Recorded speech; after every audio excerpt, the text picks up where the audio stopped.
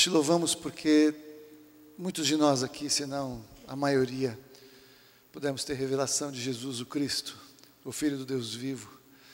Tivemos revelação do teu amor, da tua graça, da tua salvação. Tivemos revelação de quem nós somos, revelação do nosso destino, das nossas vidas. Temos acesso, ó Pai, ao Senhor. E reconhecemos que nem sempre nós temos uma revelação do que isso significa. Nós nem sempre entendemos o que é ter acesso ao Senhor, a tua palavra, a tua provisão. O que é ter acesso ao teu amor, às tuas leis, aos teus princípios. Pai, nós somos tão limitados. Louvado seja o teu nome, porque o Senhor sabe pela tua própria palavra. E o Senhor declara que o Senhor conhece a nossa estrutura, porque somos pó na origem. Mas ainda assim o Senhor nos transforma de glória em glória na imagem de Jesus Cristo. E nós temos sido transformados pela tua palavra, pelo teu Espírito, ó Deus, e assim iremos até aquele dia quando estaremos diante do Senhor face a face. Enquanto isso, Pai, queremos aprender a caminhar, queremos aprender o dia a dia, queremos ter revelação dos teus propósitos para cada um de nós, a cada dia, para que sejamos úteis nas tuas mãos, para que sejamos bênção, para que a nossa vida realmente glorifique o teu nome, de todas as formas, de todas as maneiras, para louvor da tua glória. Fala ao nosso coração agora, através da tua palavra, ajuda-nos a contar os nossos dias, para que alcancemos um coração sábio diante do Senhor, como a tua palavra nos exorta a fazer. Eu invoco a tua unção sobre a minha vida, que tudo aquilo que é meu caia por terra em nome de Jesus, mas que o teu Espírito Santo fale, não somente aos meus irmãos, mas a mim mesmo, enquanto ministro a Deus, e que eu possa pregar como que em línguas, para que cada um receba no seu coração, segundo a sua realidade, segundo a sua vida, segundo o teu propósito, nesta manhã, para esse novo tempo, no nome de Jesus. Amém. Amém? Eu não sei como é que está a sua vida, e eu não vou pedir para cada um dar testemunho. Tem pessoas que você pergunta como vai e a pessoa conta mesmo, sabe? Não é essa a ideia? Mas eu tenho certeza que você pode declarar comigo: Ebenezer, até aqui me ajudou o Senhor. Amém? Você pode declarar isso? Ebenezer, até aqui me ajudou o Senhor. Amém? Sabe por que eu posso dizer isso, meu querido? Porque a palavra de Deus diz que todas as coisas cooperam para o bem daqueles que amam a Deus e daqueles que são chamados segundo o seu propósito. Você ama a Deus? Então eu não sei o que você está vivendo, mas eu sei que o que você está vivendo, se você ama o Senhor, você é chamado segundo o seu propósito, Ele transforma em algo abençoador, algo que fará muito bem para a tua vida, algo que vai redundar em glória ao nome do Senhor Jesus. Sabe por quê? Eu tenho tido a bênção, o privilégio de muitas vezes ser o pregador da última palavra do ano aqui na comunhão. Isso é uma bênção, eventualmente da primeira, muitas vezes da última. E esse é um tempo de tanta reflexão, eu não sei quanto a você, mas eu paro muito para ficar pensando na minha vida nesses dias, né? São dias até que dá uma certa nostalgia, não sei quanto a você, mas muitos ficam, né, pensativos. E é importante a gente parar para olhar e analisar a nossa vida. Quem somos, o que nós fizemos, o que nós não fizemos, o que deu certo, o que deu errado, e olhar para frente. A palavra de Deus nos chama a esquecer as coisas que ficam para trás e avançar para as que estão diante de nós, não é? Mas por que eu posso falar isso para vocês? Eu estava pensando agora, lembrando durante o louvor, que eu já tive pelo menos eu posso lembrar de 3 finais de ano, que minha vida tinha acabado. Acabado, não tinha sobrado muita coisa. Acabado mesmo, não estou brincando, não é figura de linguagem, né? Se você quiser falar sobre perda, eu posso conversar legal, sim. De igual para igual, se bobear. E em todas essas situações, o Senhor transformou em bênção, todas elas, não é? O Senhor, Ele é poderoso para fazer infinitamente mais daquilo que pedimos ou pensamos, segundo o seu poder que opera em nós, e Ele faz. Então, quando eu venho pregar algo assim, eu não estou pregando de algo que eu ouvi dizer, algo que alguém me contou, algo que eu ouvi numa pregação. Eu também ouvi muitas coisas e eu faço, em mim, tem um depósito de palavras de homens e mulheres de Deus tremendos, que me abençoaram ao longo da minha vida. Nenhum de nós é original. Eu não sou original, eu sou resultado de muitas influências de pessoas através do Espírito Santo de Deus. Então, quando eu compartilho algo com vocês, eu estou trazendo algo que eu também recebi. E quando você compartilhar alguma coisa, eu vou ter também um tijolinho aí nessa construção que o Senhor está fazendo na sua vida, quando você for repassar na vida de outros, não é assim? Mas eu estou falando algo que eu sei. Por isso que eu digo, eu não estou preocupado. Não é que eu não estou preocupado por falta de amor, ou de carinho, ou de consideração com a sua dor ou com o seu problema, mas eu não estou preocupado com o que você está vivendo, porque eu sei em quem eu tenho crido, eu sei como o Senhor opera, eu sei, não de ouvir falar, mas de viver, de experimentar. Então, eu queria chamar você agora para uma reflexão, ao longo dessa conversa que nós teremos aqui, não é? Afinal, acabou o ano de 2012, e o mundo não acabou, pelo menos não até agora, falta um dia e meio mais ou menos, não é? O mundo não acabou. Na verdade, você que está ligado na palavra de Deus aqui nessa igreja, nós sempre dissemos que o mundo não iria acabar em 2012. Nós estamos esperando a vinda de Jesus. O fim do mundo demora um pouquinho. A partir da vinda de Jesus, 3 anos e meio, ou 7 anos, dependendo do que você crê. Eu já não sei muito bem o que eu creio, mas eu sei que tem um tempo aí. Eu sei que Jesus vem, eu sei que o mundo acaba. A cronologia nós estamos sempre atualizando, né? Mas 2012 acabou, e tem muitas pessoas que, pelo fato de 2012 ter acabado, elas vão deixar para pensar em Deus daqui pontinhos, até um próximo terremoto forte, até um próximo asteroide perto, senão as pessoas não se preocupam em pensar e levar em consideração Deus. 11 de setembro lotou as igrejas nos Estados Unidos e em vários lugares. O terremoto do Chile lotou as igrejas no Chile, por pouco tempo. Até que viram que estava tudo bem, aí se acalmaram. O meu blog bombou nos últimos 60 dias, até o dia 22 de dezembro, fez um negócio assim, aí caiu, tuf. Por quê? Porque as pessoas queriam informação, vai acabar o mundo, o que eu faço, o que vai acontecer, não acabou? Depois eu penso em Deus, depois eu vou pensar na minha vida, deixa quieto, então, comamos e bebamos, não é assim? Vamos em frente, vem Natal, Ano Novo, vamos encher a cara que está tudo bem. O que nós queremos para 2013? O que você espera para 2013? Algumas pessoas, elas falam uma coisa imbecil, como alguma coisa assim: Deus me dê saúde, porque o resto eu corro atrás.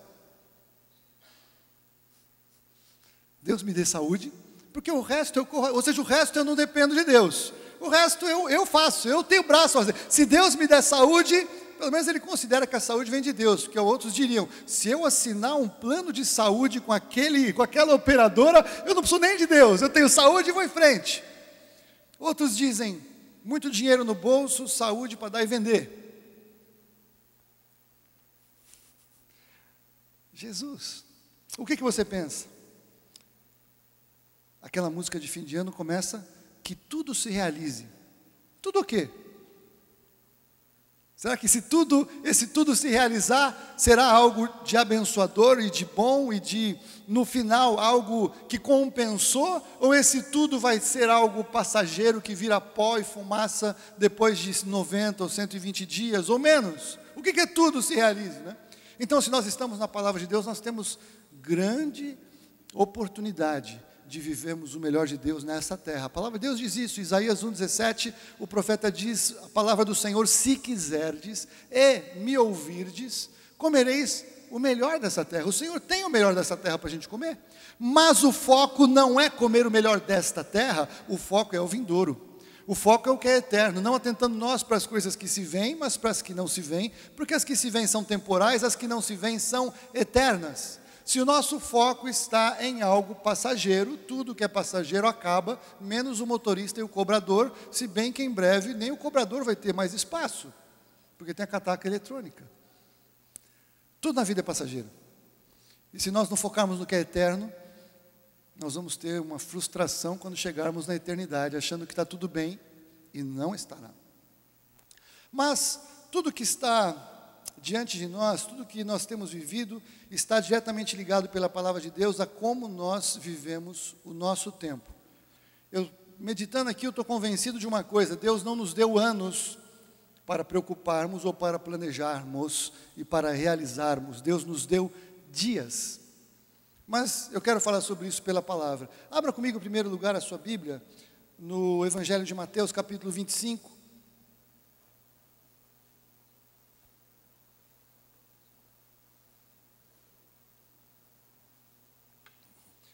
É um texto conhecido, não é exatamente sobre ele que eu vou pregar, mas eu quero trazer um princípio para você que é de Jesus, através desse texto, porque esse texto diz respeito ao que nós fazemos, como nós fazemos, o que nós não fazemos e como nós não fazemos. Mateus 25, eu vou começar a ler a partir do versículo 14. Porque isto, Jesus estava falando acerca do reino de Deus. Então o reino de Deus é também como um homem que, partindo, o próprio Senhor da terra, chamou os seus servos e entregou-lhes os seus bens. A um deu 5 talentos, e a outro 2, e a outro 1, a cada um segundo a sua capacidade, e ausentou-se logo para longe. E tendo ele partido, o que recebera 5 talentos, negociou com ele e granjeou outros 5 talentos. Da mesma sorte, o que recebera 2, granjeou também outros 2. Mas o que recebera 1 foi, cavou na terra, escondeu o dinheiro, os bens, o tesouro do seu senhor. E muito tempo depois, veio o senhor daqueles servos e ajustou contas com eles.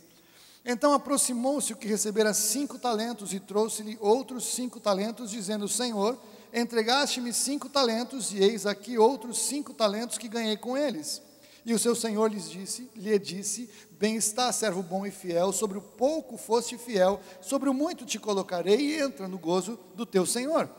E chegando também o que tinha recebido 2 talentos, disse: Senhor, entregaste-me 2 talentos, eis que com ele ganhei outros 2 talentos.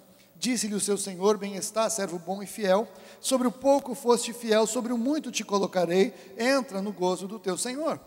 Mas chegando também o que recebera 1 talento, disse: Senhor, eu conhecia-te, que és um homem duro, e ceifas onde não semeaste, e ajuntas onde não espalhaste, e atemorizado escondi na terra o teu talento. Aqui tens o que é teu. Respondendo, porém, o seu senhor disse-lhe: Mau e negligente servo, sabes que ceifo onde não semeei, e ajunto onde não espalhei.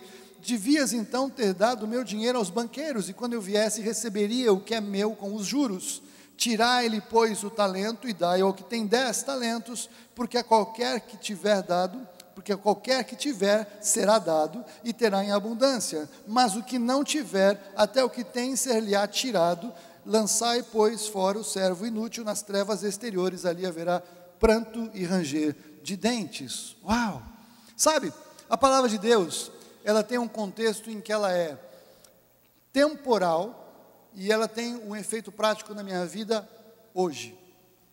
Ela também tem um efeito eterno, no sentido de que ela transforma a humanidade ao longo do tempo, influencia povos, influencia grupos, influencia famílias, e ela tem então essa capacidade de ser uma palavra que Deus fala que se aplica a todos os homens, e também ela se aplica à minha vida, eu, Haroldo Maranhão, aqui no ano de 2012, quase 2013, e ela tem um efeito individual, particular e pessoal. Isso é tremendo. E a palavra de Deus, ela também tem um efeito de um cumprimento específico e um cumprimento maior e alongado. Por que eu estou falando isso? Porque a palavra profética de Deus, e aqui Jesus está falando de um tempo de juízo, é o tempo do fim, em Mateus 25, em Mateus 24, ele estava dentro do sermão profético, então esse contexto é um contexto do fim, mas a palavra de Deus, ela também tem uma aplicação prática diária, de que se Jesus vai em algum momento chamar todos os seus servos para prestar contas, para dizer acerca do que fizemos com a nossa vida, ele de tempos em tempos, você pode pensar e olhar para a sua vida, como que se ele chamasse você para fazer uma prévia, para fazer uma antecipação, uma projeção de como é que a coisa está indo. E isso é verdade, porque se você parar para pensar, em alguns momentos da sua vida você foi tão bem, e não estou falando só espiritualmente não, estou falando no sentido geral da vida, você estava indo bem, e aí você dá um salto e você cresceu, e você andou para frente, e você aumentou, você recebeu, você colheu, você ampliou, você expandiu áreas da sua vida. Por outro lado, alguns de nós chegamos num determinado momento em que a coisa estava ruim, nós perdemos, e não só perdemos, como ainda tinha um pouquinho, ainda tiraram o que tinha, e ficamos sem nada. Eu não sei se você viveu, eu já vivi os dois lados.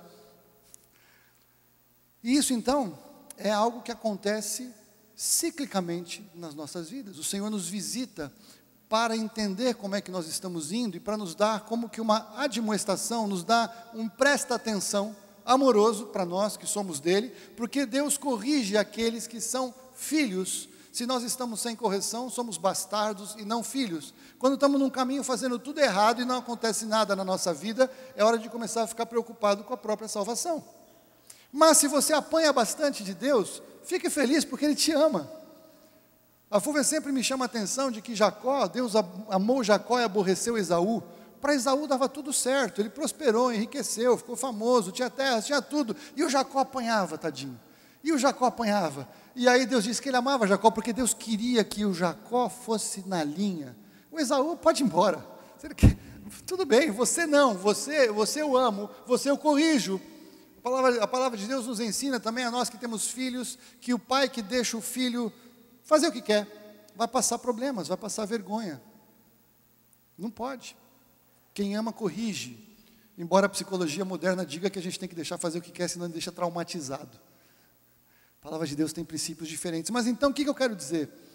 Esse princípio de que o Senhor deu a todos talentos.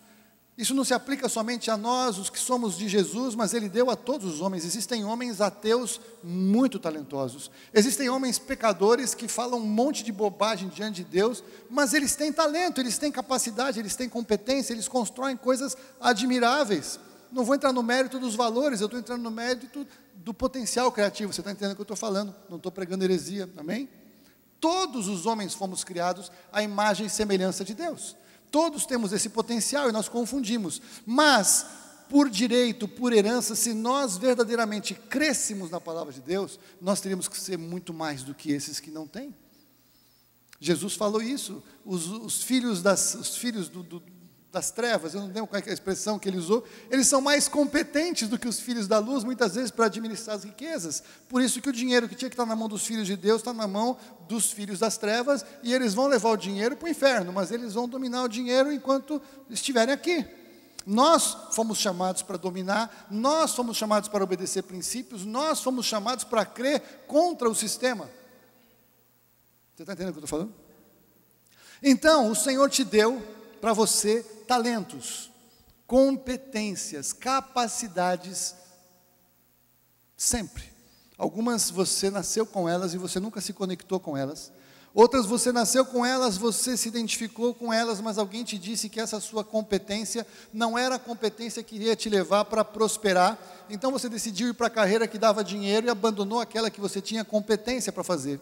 E quando uma pessoa abandona o sonho, a capacidade, o talento interior e vai fazer o que dá dinheiro, todo mundo ganha dinheiro lá, menos quem faz isso. Mas quem tem uma competência, uma habilidade natural, e dizem, esse segmento ninguém ganha dinheiro, se alguém vai fazer o que gosta, esta pessoa vai ganhar dinheiro lá. Por quê? Porque ela está fazendo o que ela foi chamada para fazer, está indo no seu coração, no seu sonho, no seu potencial interior que Deus colocou. E essa pessoa é diferente aquela que vai para um lugar que dá dinheiro, quando dá 5 horas da tarde, ufa, acabou, graças a Deus, agora eu posso fazer o que eu quero fazer, e vai fazer outra coisa na vida, as coisas que lhe dão prazer, até que toca a música do Fantástico, domingo à noite, daquela nostalgia, fala, meu Deus, eu tenho que voltar para lá amanhã, e volta. Se é 9 horas, chega 2 segundos para as 9, cheguei.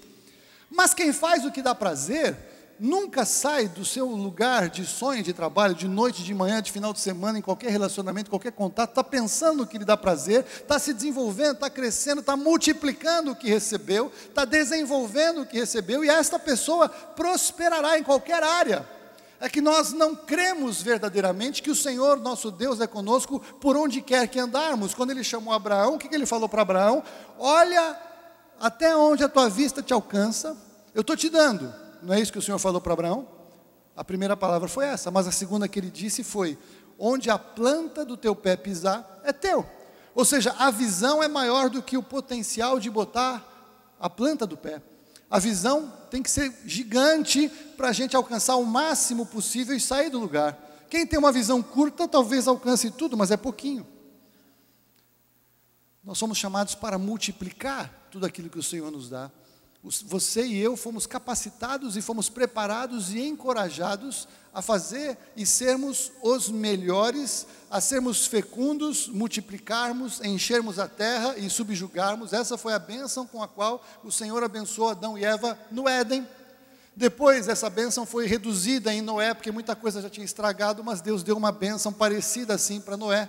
Depois, quando chegou para Abraão, já tinha um monte de terras, um monte de gente ocupando, já não dava mais para ser tudo para Abraão, ele poderia ser uma bênção para todo mundo, mas ele tinha uma terra específica, mas Deus renovou o mesmo princípio de bênção, até que essa bênção foi renovada em Atos capítulo 2, no derramamento do Espírito, e aí a bênção já estava um pouco mais reduzida, porque nós não tínhamos feito a nossa lição de casa, e o Senhor disse que nós seríamos testemunhas em Jerusalém, Judéia e Samaria, e até os confins da terra. O Senhor continua nos chamando para até os confins da terra, para lugares mais longínquos, mas veja, a história do homem é, à medida que o tempo foi passando, Adão não fez tudo, reduziu a bênção, Noé não fez tudo, reduziu a bênção, Abraão não fez tudo, reduziu a bênção, a igreja primitiva reduziu, não fez tudo, reduziu a bênção, e esta é uma manifestação profética acerca da sua vida e da minha vida.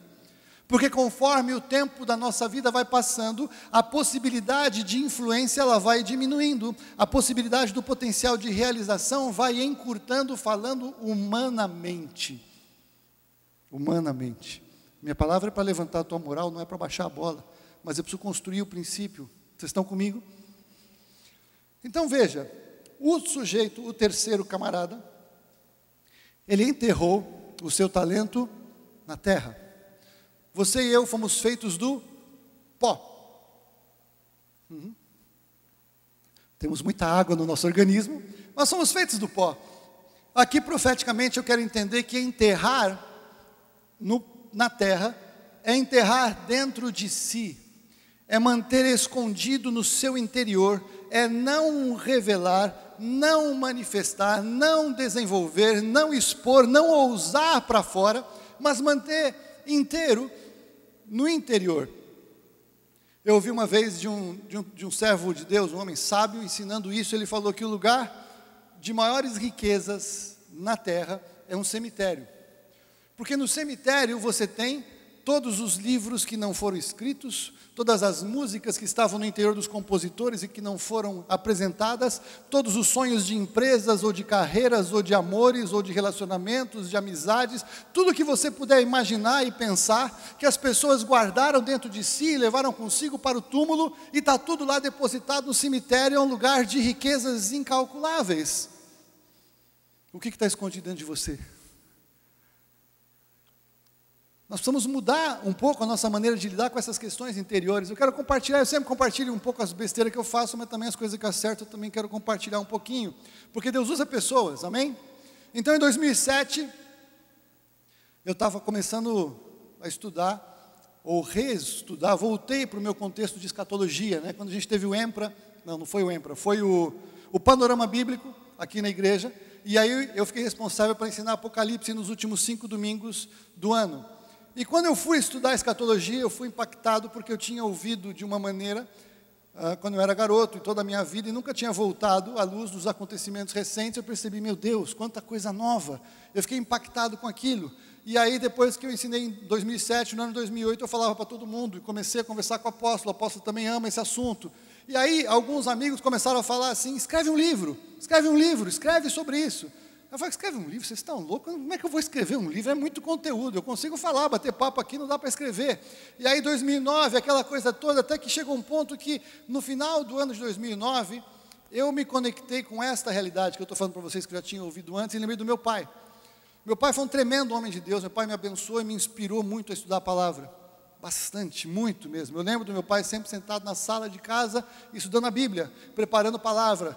Naquela época ele preparava transparências. Muitos de vocês nem sabem o que é isso, não tinham nascido, mas na minha época tinha transparências. Hoje a gente tem um pouco mais de tecnologia, mas ele amava a palavra de Deus, e ele tinha coisas dentro dele.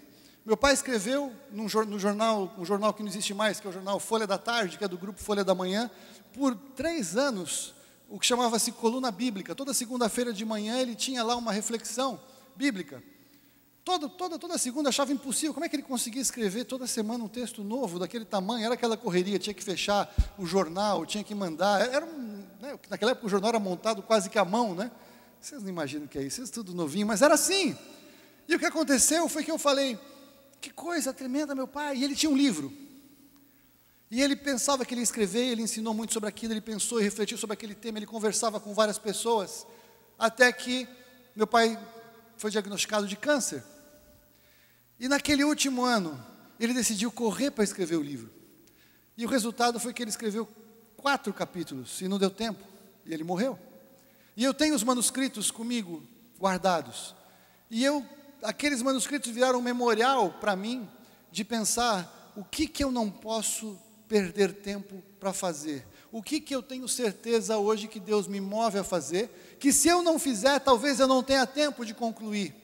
E naquele final de 2009 para 2010, então o Edinho, o Edson, nosso amigo oriental, que não está aqui, a Cris, que está aqui com a gente na igreja, e o Sandro, além, obviamente, claro, da minha mulher, começaram um clamor contra mim, dizendo, escreve, vai à cidade, escreve. Começou um grande clamor.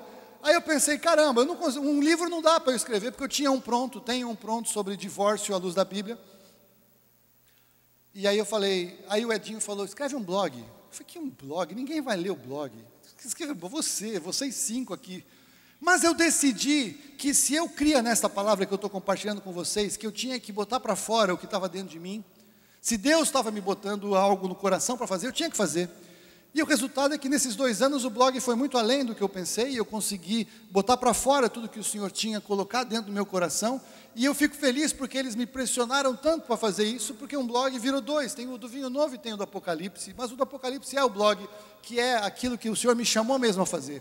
Mas aí nesse final de ano, pensando sobre isso, então me cobrem, eu pensei que aquele livro que eu tentei editar, tantas pessoas sofrem por conta do divórcio, tantas coisas no meio evangélico são mal faladas e mal explicadas, eu sei que eu tenho alguma contribuição para dar para as pessoas que passam por isso. O que eu decidi é que eu vou reorganizar aquele meu material e vou distribuir em PDF gratuito para download grátis no blog, porque se o blog tem um monte de acesso, vai aumentar a influência disso, então eu não posso ficar dormindo com algo que Deus me deu e que está parado, eu preciso expor.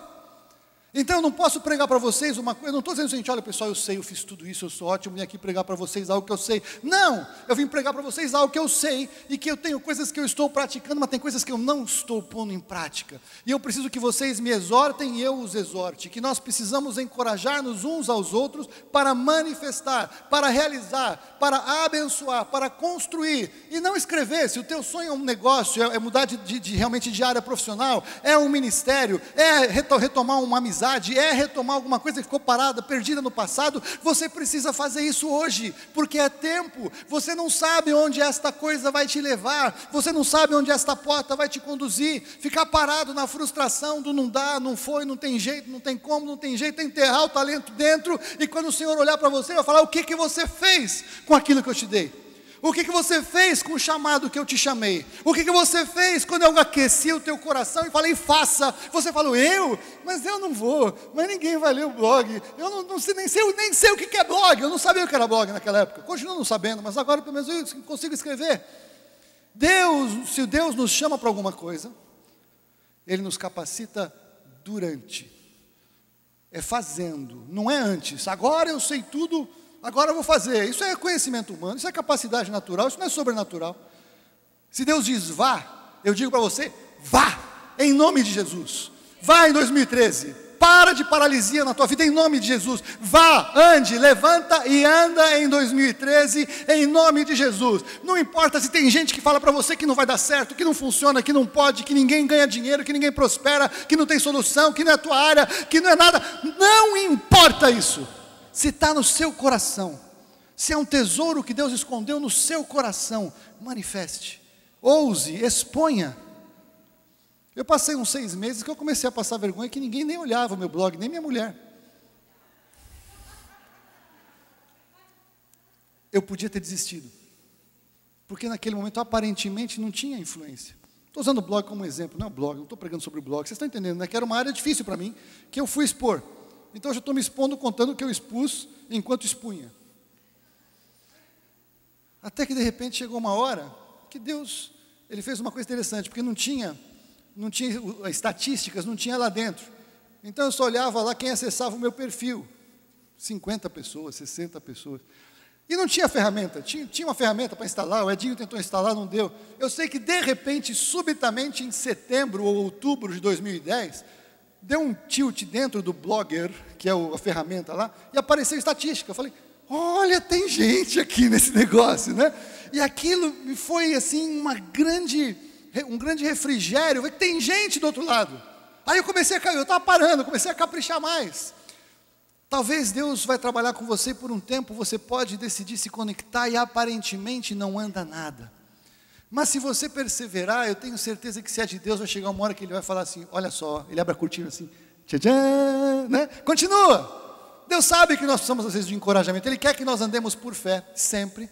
Mas Ele muitas vezes, Ele sabe que nós precisamos do empurrãozinho, vai, continua, tá certo, vai nessa. Ele faz isso.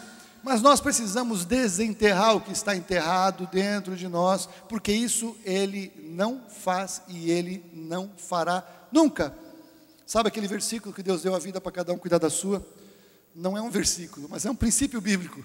Você precisa fazer o que você tem que fazer, porque Deus não fará o que você tem que fazer, mas Ele fará o que você não pode fazer, enquanto você faz a sua parte. Deus trabalha no turno da noite, é tremendo isso, Ele faz. Aos seus amados Ele dá, enquanto dormem e esperam no Senhor. Amém? Vocês estão entendendo a ideia? Então vamos continuar. Gênesis 8, 22, nós vamos... Eu preciso lidar melhor com o tempo enquanto eu ministro essa palavra aqui, Jesus. Eu vou para um lado e para o outro. Gênesis 8, 22 é um princípio tremendo.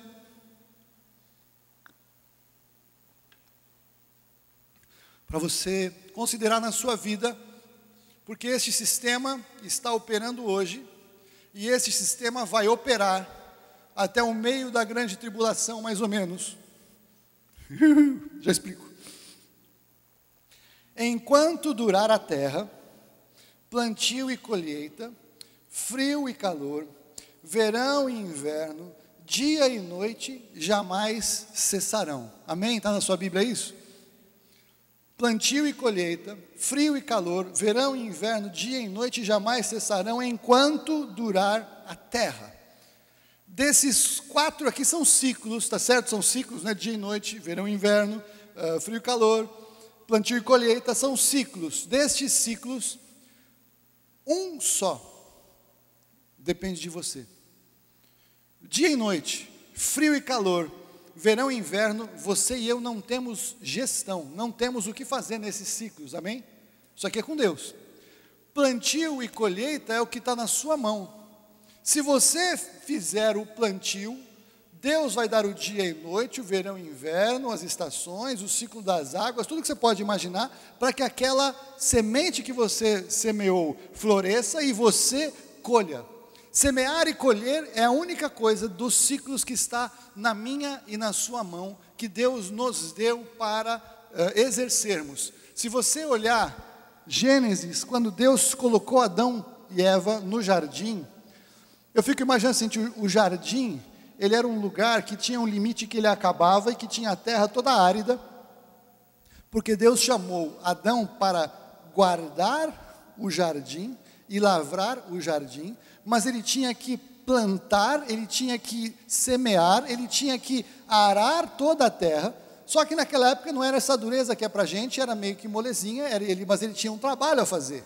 Deus não plantou toda a vegetação que você vê na terra. Deus plantou o jardim e colocou Adão e Eva no jardim para, a partir do jardim, eles serem fecundos, multiplicarem, encherem a terra e subjugarem. Esse foi o chamado de Deus. Ou seja, a partir de uma fonte de alimentação que o Senhor nos dá pelo seu Espírito, nós somos chamados para sair e para semear, e para semear, e semear, e depois colher, colher e colher. Amém? E os ciclos dependem do Senhor, mas veja, aqui existem ciclos, ciclos que se repetem. Então, ciclos nós temos que aprender com eles, porque se tem algo que se repete, é para a gente aprender, não é isso? A melhor maneira de aprender é com erros. A ideal é com os erros dos outros e não com os próprios erros. Mas você e eu temos mania de aprender com os próprios erros, não é? Se a gente vê a pessoa errando, mas a gente acha, não, mas comigo funciona, eu vou fazer e vai dar certo, dá errado igual. Não é assim? Eu lembro muito de um filme que eu assisti, que achei sensacional. Eu falo pouco de filmes, porque a maioria dos filmes tem tanta coisa ruim misturada no meio. Não que esse não tenha, mas esse ele é interessante. É um filme antigo com aquele cara chamado Bill Murray, que ele era um dos caça-fantasmas lá. E o filme chama Feitiço do Tempo. É um filme sensacional, vale a pena você alugar, passa de vez em quando por aí. A Beth lembrou do filme. Ele era um repórter, que ele vai para uma cidadezinha para fazer o Dia da Marmota. Lá nos Estados Unidos tem cada coisa engraçada. A gente acha que os caras são muito mais avançados que a gente. Tem o Dia da Marmota, o país para ver a marmota. É interessante para dizer se vai dar certo ou não vai, o clima, o inverno, como é que vai ser, alguma coisa assim. E eu sei que ele acorda num dia lá no hotel, né? E aí tem toda a vivência de um dia, o cara meio atrapalhado, o cara meio de mal com a vida. E no dia seguinte, quando ele acorda, toca a mesma música, ele olha para a janela igual, e ao longo do tempo ele percebe que ele está vivendo o mesmo dia de novo. Todas as pessoas não estão vivendo o mesmo dia, só ele. Então todo mundo faz tudo igual todo dia, mas eles não percebem, mas ele percebe que ele está preso dentro de um dia em que todo mundo faz tudo igual, e só ele percebe que aquilo é uma prisão. E aí ele é muito engraçado, ele vai dar... Primeiro ele reage contra, depois ele tenta morrer, todo dia ele se mata, ele acorda no dia seguinte. Eu não vou contar o final do filme, mas no filme ele aprende que ele tinha que conviver naquela realidade, porque os ciclos faziam parte. E quando ele entendeu, né, na mensagem do filme, o que é amor, o que é os valores da vida, sei lá o quê, blá, blá, blá, ele acordou e aí o dia mudou, ele estava pronto para outra etapa. Deus faz isso conosco. Muitas vezes Deus nos prende, ou não nos deixa passar de um determinado ciclo, de um determinado lugar que nós não aprendemos o que nós tínhamos que aprender ali. O deserto para o povo de Israel foi exatamente essa figura, é andar em círculos. E não saímos daquilo, porque nós não aprendemos. Não estamos mais onde estávamos, mas não entramos onde deveríamos entrar, porque estamos ali. Em alguns casos, isso se deve pelo fato de que nós estamos associados com pessoas erradas. Josué e Caleb tiveram que ficar 40 anos no deserto, embora eles tivessem a visão correta, porque eles estavam associados com pessoas erradas. E já que eles não se separaram daquelas pessoas, Deus deu um jeito, matou todos e deixou eles sobreviverem para que eles entrassem na terra com uma nova geração. Quem são os teus amigos? Quem são as pessoas que você diz, eu não posso viver sem essa pessoa? Tudo bem, mas o que ela faz? O que ela acredita? No que ela investe? Quais são os princípios e valores dela? Ela te ajuda, ela te atrapalha? Ela te leva para perto de Deus ou ela te afasta? Ela facilita a sua comunhão com Deus ou ela dificulta? Ela te ajuda a romper com as coisas que te prendem ou ela faz você ficar preso? Porque se você sair, você vai mostrar para ela que é possível sair, e então ela fica chocada e não deixa você sair. Sabe aquela coisa da Cracolândia, que é uma verdade? Todo mundo que está lá do crack, se alguém levanta e diz que vai sair, que vai romper com aquilo, e se de uma certa forma talvez ele consiga, os próprios amigos do vício são aqueles que vão dar mais crack para o cara afundar, porque se ele sair, vai provar para eles que eles podiam sair e eles não querem sair. Sabe aquela coisa? Como é que você vai levantar e vai dar certo? Como é que você vai sair dessa situação e você vai andar para frente? Como é que você vai abandonar as drogas, o vício? Como é que você vai abandonar essa vida? Como é que você vai... Você não pode fazer isso, você tem que ficar aqui com a gente. E tem pessoas que nos prendem e nos atrasam a vida, empacam a vida. E Deus muitas vezes tem que fazer uma intervenção, se nós realmente estamos buscando o porquê para nos tirar, Ele nos ajuda. Mas se nós não estamos buscando o porquê, tá bom, então fica aí, eu vou chamar outro. E Ele chama outro. Ele tira, como a gente viu no texto de Mateus 25, o de alguém que não fez nada e dá para quem está fazendo. O que era seu, não seu, de uma outra pessoa, que não está fazendo nada. Deus tira dela e dá para outra que está fazendo. Porque Deus não desperdiça recursos. Deus tem compromisso. Deus tem um plano eterno que será cumprido, comigo ou semigo, como diz o jogador de futebol. O plano do Senhor se estabelecerá. Melhor que seja comigo do que semigo, não é assim? Mas veja, então os ciclos estão ali descritos, Eclesiastes 1, de 9 e 10. Salomão, que foi um grande observador do tempo e aprendeu um monte, aprendeu muito, sabia tudo, e quando ele sabia tudo, eu não sei o que ele fez, que ele meteu os pés com as mãos e fez uma grande lambança, uma grande bobagem, e perdeu tudo o que ele tinha. Ele foi contra o próprio ensino dele. E que Deus nos livre disso, porque a palavra de Deus nos diz que aquele que pensa que está em pé, veja que não caia. Não é porque você sabe tudo que você nunca vai cair, você tem que vigiar o tempo todo. Salomão sabia tudo e fez exatamente a lambança que ele disse que não devia fazer, ele fez. Mas veja aqui nessa observação dele, ele diz, o que foi, tornará a ser. O que foi feito se fará novamente. Não há nada de novo debaixo do sol. Haverá algo que se possa dizer, veja, isso é novo? Não, já existiu há muito tempo, bem antes da nossa época. Salomão entendeu que nós vivemos dentro de ciclos, e nada de novo acontece debaixo do sol. Eu gosto dessa revelação, porque debaixo do sol, aonde nós estamos, é assim. Acima do sol, onde Deus habita, eternidade.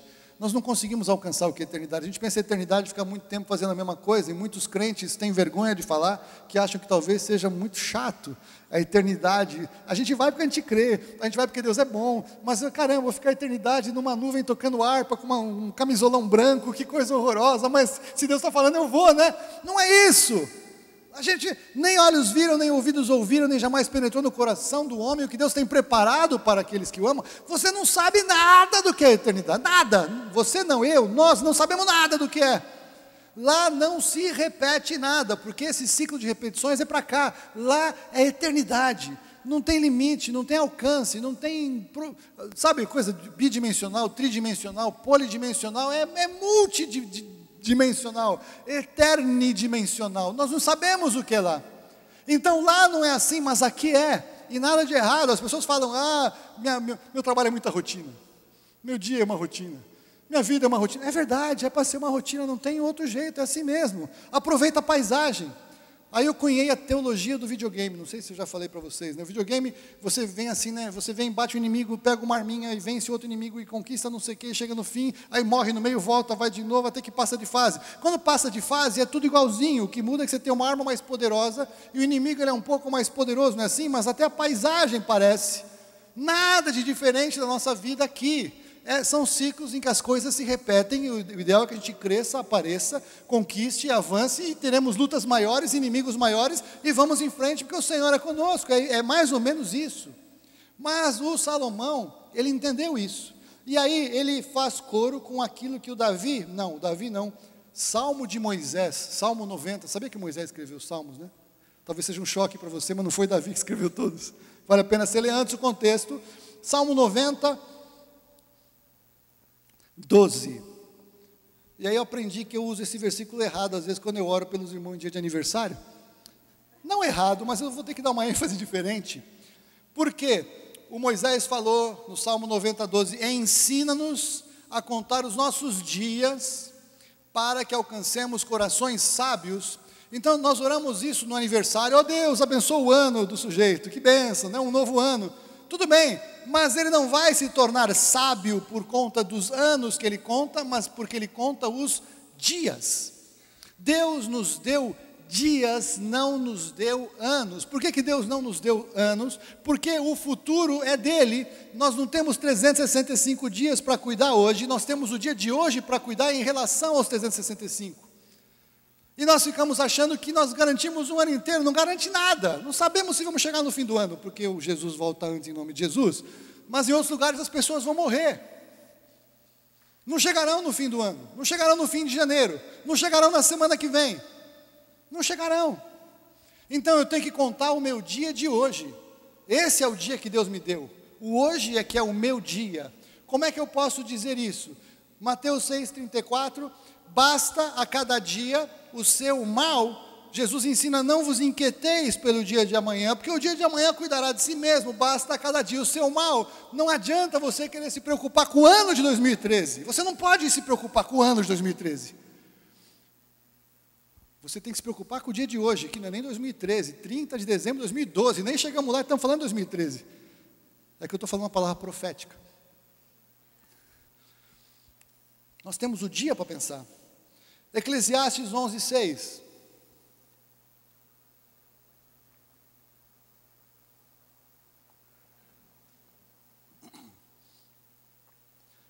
Eclesiastes 11:6.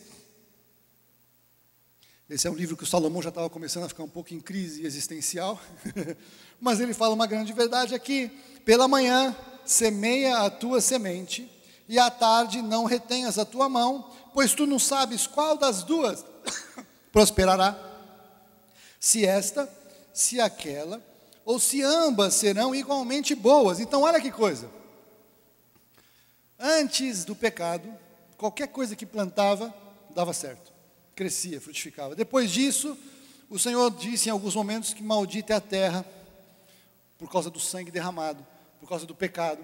A terra passou por restrições e dificuldades, a terra não tem mais a sua força sendo dada. Aqui Salomão já estava ensinando o seguinte: olha, você tem que plantar talvez 2, 3 sementes, você não sabe, planta de manhã uma, à tarde outra, você não sabe se uma vai dar, se a outra vai dar, ou se ambas serão igualmente boas.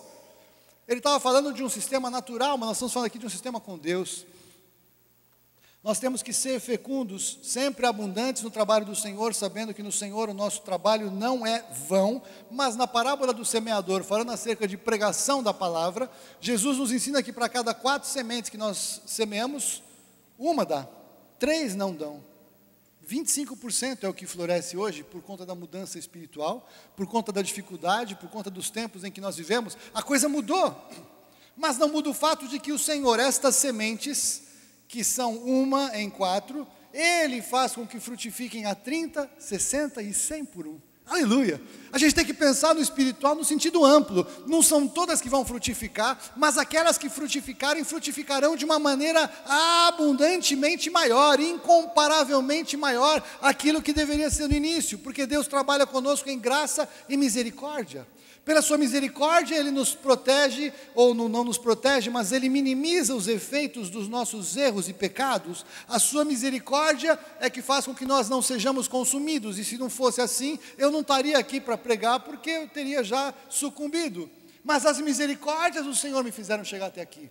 E aí, pela sua graça, Ele me dá as melhores sementes para semear. Ele me dá os melhores terrenos para semear. E Ele faz com que as minhas sementes multipliquem a 30, 60 e 100 por 1, se eu creio.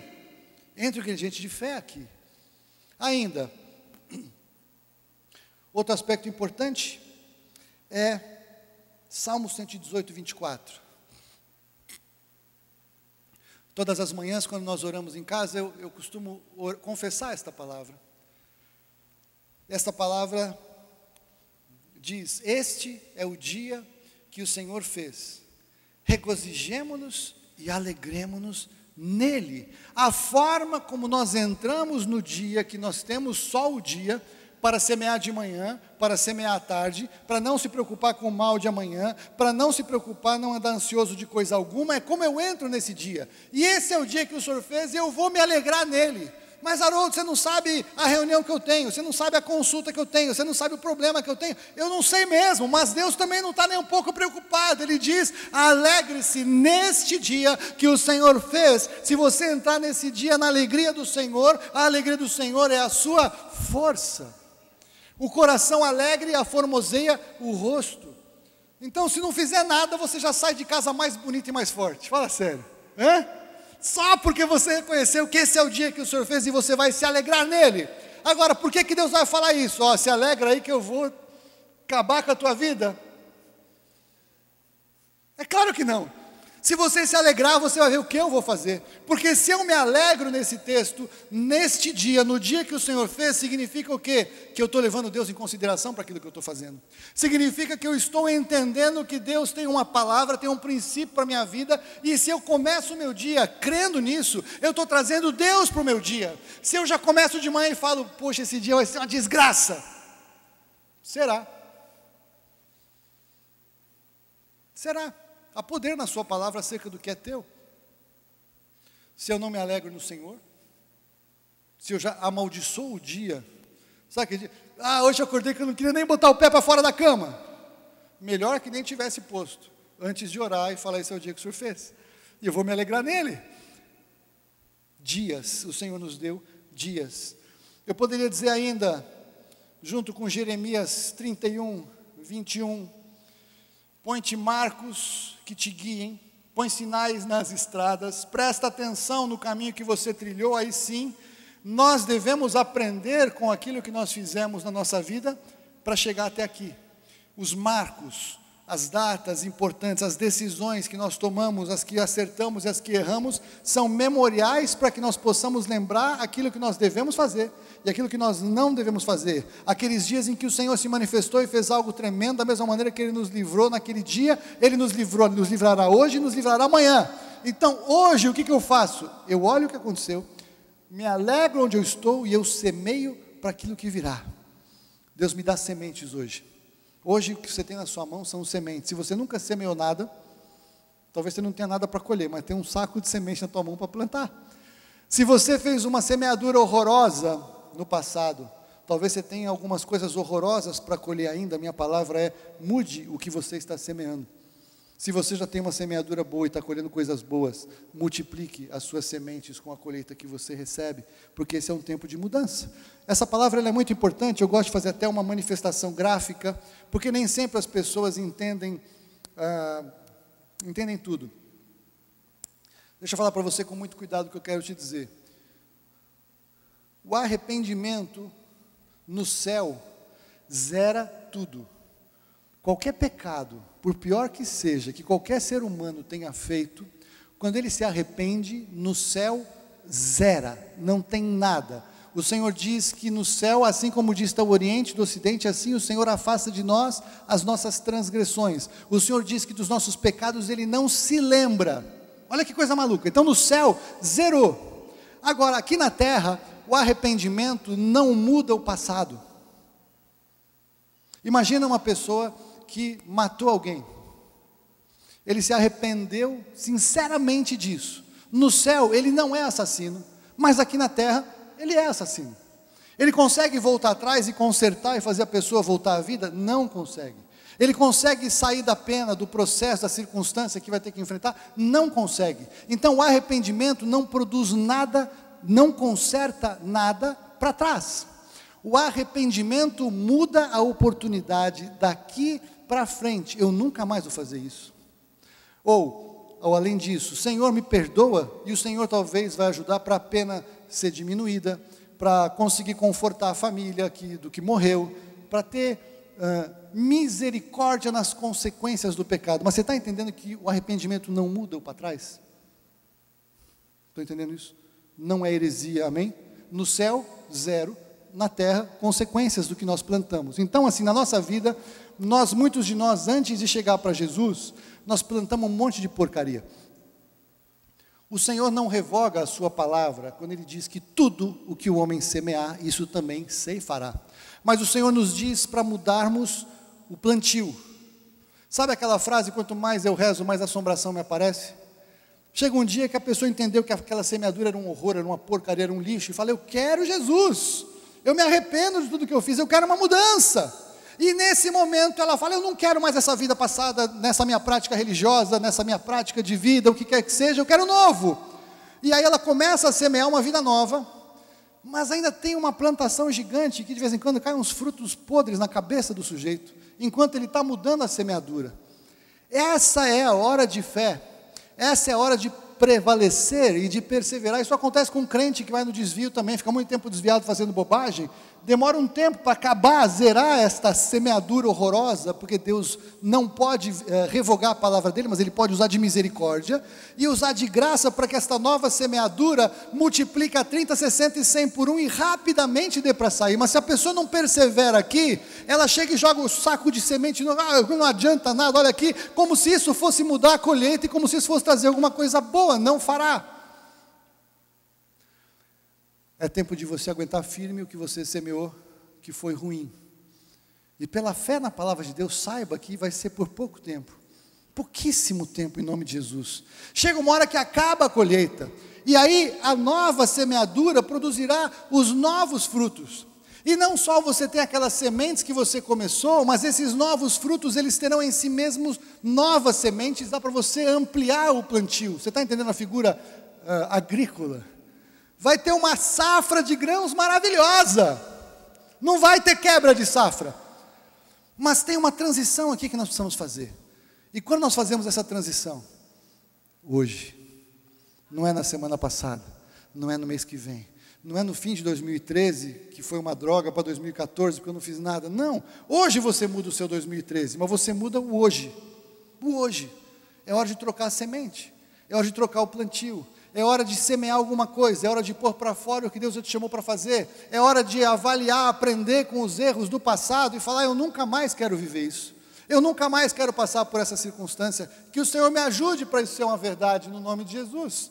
E isso começa então com uma decisão. a decisão de mudança. Por quê?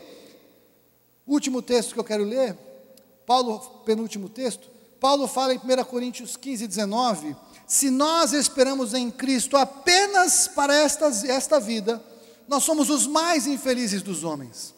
Se você for fazer tudo isso só para mudar a tua realidade financeira, legal, você vai ter efeito na sua vida financeira. Com certeza vai funcionar, melhore profissionalmente, empreenda, faça um negócio, show de bola, vai funcionar.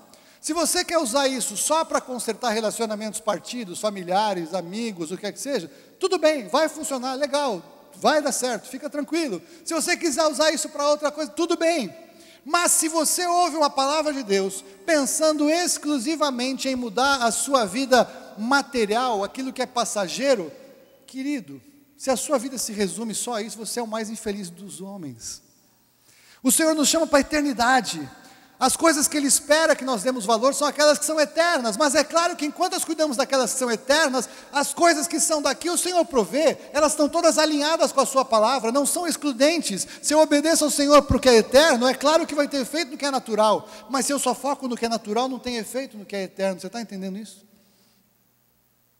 Se nós entendermos que o Senhor nos chama para a vida eterna, se o Senhor nos chama para tesouros eternos, que o Senhor nos chama para fazermos a diferença naquilo que toca a eternidade, enquanto vamos, Ele supre, enquanto vamos, Ele cuida, enquanto vamos, Ele protege, enquanto vamos, Ele prospera. Eu quero trazer você para olhar não somente para aquilo que é natural ou material na sua vida, mas eu quero te chamar para levantar os olhos, como Deus falou para Abraão, e olhar longe. E você olhar longe, porque lá longe é onde o Senhor quer que você chegue. A visão que Ele te dá, ela é muito maior do que a sua visão. E você vai caminhar na direção dessa visão, e vai dar tempo de você caminhar muito. Mas a visão é maior, a visão é eterna. Não atentando nós nas coisas que se vêm, mas nas que se não vêm. As que se vêm são temporais, as que se vêm são eternas. Agora você pode pensar, e não falar para mim, mas pensar, pô Haroldo, mas você, legal, bacana, acho que você passou muita coisa, mas você não passou como eu. Você não sabe da minha realidade, você não sabe. Bacana, está tudo certo aí com você e tal. Tudo bem. Jesus diz na sua palavra que Ele fará novos céus e nova terra. Novos céus e nova terra. Novos céus, eu não sei exatamente o que significa novos céus, porque a gente nem sabe de quais céus Ele estava falando. Primeiro, segundo, terceiro. Terceiro céu eu sei que Ele não vai reformar, mas o primeiro e segundo com certeza. Não é assim? E nós nem sabemos o tamanho, e Ele diz que fará. Nova terra, olha, você consegue no máximo reformar a tua cozinha sozinho, não é isso? Você chamar uns amigos para fazer a sala, sentar uma laje, sabe aquelas coisas? Você consegue reformar o teu jardim, você consegue contratar um povo para ajudar você, talvez, se você tem uma fazenda. Fazer a terra nova é uma reforma agrária que não tem governo que possa fazer. Para pensar de uma maneira bem ridícula, bem chão, né? Você entendeu? E Jesus fará novos céus e nova terra. Por que Ele não pode interferir na tua vida e fazer novos céus e nova terra na sua vida? Por que você acha que é impossível para Ele? Se você acha que é impossível para Ele, será impossível. Se você crê que é possível para Ele, tudo é possível ao que crê. Tudo é possível ao que crê. Ele fará novos céus e nova terra na sua vida a partir de hoje, se você crer, e se você mudar, e se você o convidar para entrar definitivamente na sua vida. Jesus fala acerca dele mesmo pela boca do apóstolo Paulo, em 2 Coríntios 5,17, que se alguém está em Cristo, é uma nova criatura. As coisas velhas já passaram, e tudo se faz novo. Sabe o que é tudo se faz novo? É tudo. Tudo Ele faz novo. Basta crer. Hoje é dia de você tomar algumas decisões acerca da sua vida. Hoje é o dia de você incluir algumas coisas para você orar na passagem de ano acerca daquilo que você quer fazer. Mas você não precisa esperar até aquele dia, porque o seu dia de fazer isso é hoje. Hoje é o seu dia, hoje é o seu tempo, hoje é o seu momento. Hoje Deus abre uma janela de oportunidade espiritual para você decidir mudar. Faça isso, no nome de Jesus. Vamos orar. Baixe sua cabeça, feche seus olhos. Pai, louvado seja o Senhor. Louvado seja o Teu nome pela Tua palavra, pela Tua provisão. Porque o Senhor conhece os nossos dias, o Senhor conhece a nossa vida, o Senhor sabe todas as coisas, ó Pai. Nós reconhecemos o quanto nós precisamos do Senhor. Reconhecemos o quanto tantas vezes nós negligenciamos a Tua palavra e nós não cremos, nós ficamos ansiosos, ficamos angustiados, ficamos deprimidos e permitimos que toda sorte de emoções naturais do ser humano tomem conta de nós, e não a Tua palavra, e não a Tua verdade, e não as Tuas promessas, e não os Teus propósitos, e não o Teu chamado, Pai. E nós queremos nos arrepender nesta manhã, em nome de Jesus, nós queremos nos arrepender nesta manhã. Pai, eu peço que em nome de Jesus, o Teu Espírito Santo toque o coração dos meus queridos aqui, em especial aqueles que precisam de uma grande mudança de vida hoje, de uma grande mudança, de uma grande transformação, ó Pai, hoje. Pai, abre os olhos destes queridos em nome de Jesus, assim como o Senhor fez com Abraão. Leva-os para um monte alto nas suas próprias vidas, para que vejam horizontes com o Senhor. Horizontes com o Senhor, ó Pai, oportunidades que só o Senhor pode fazer. Leva-nos, ó Deus, a nos conectar com os tesouros que o Senhor depositou nos nossos corações. Nós temos tesouros do Senhor, cada um de nós. Não permita mais que o diabo cegue. Não permita que as lágrimas do passado ceguem. Abre os olhos, ó Pai, tenham olhos para ver, tenham ouvidos para ouvir, ó Deus, percebam o que o Senhor tem falado, porque o Senhor tem falado, o que o Senhor tem chamado, porque o Senhor tem chamado.